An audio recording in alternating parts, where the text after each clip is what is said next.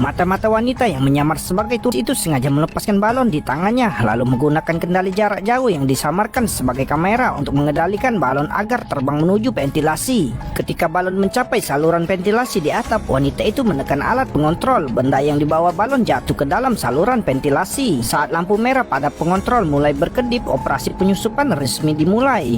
Lalu kedua pria mengenakan seragam jenderal berjalan dengan angku untuk benar-benar memasuki gedung. Seseorang harus melalui serangkaian pemeriksaan keamanan yang ketat.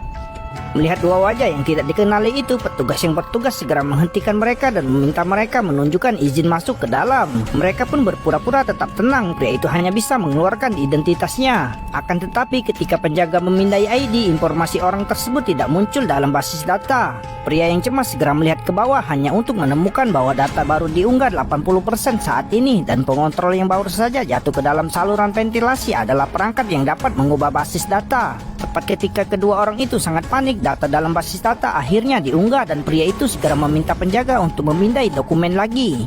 Saat melihat identitas tersebut, penjaga hanya bisa gemetar ketakutan sambil memberi hormat.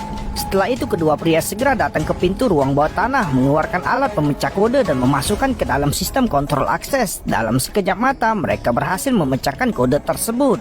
Keduanya kemudian menempelkan pemblokir pada jalur pengawasan agar rekaman pengawasan tetap utuh, kemudian mengeluarkan kamera mini untuk mengamati situasi di koridor. Saat penjaga tersebut menjawab telepon, pria itu segera menggunakan transmisi suara terarah untuk mengirimkan suara tetesan air ke arah penjaga tersebut.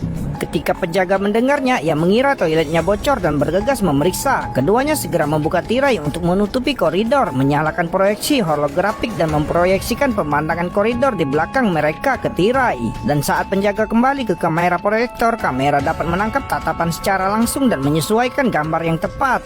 Kemudian rekannya menekan sensor arah lagi dan penjaga itu tidak punya pilihan selain masuk ke toilet lagi untuk memeriksa. Kedua pria itu mendorong tirai dan berjalan cepat menuju ruang senjata. Dengan penyesuaian fungsi penangkapan waktu nyata kamera, penjaga yang kembali masih tidak menemukan sesuatu yang aneh di koridor.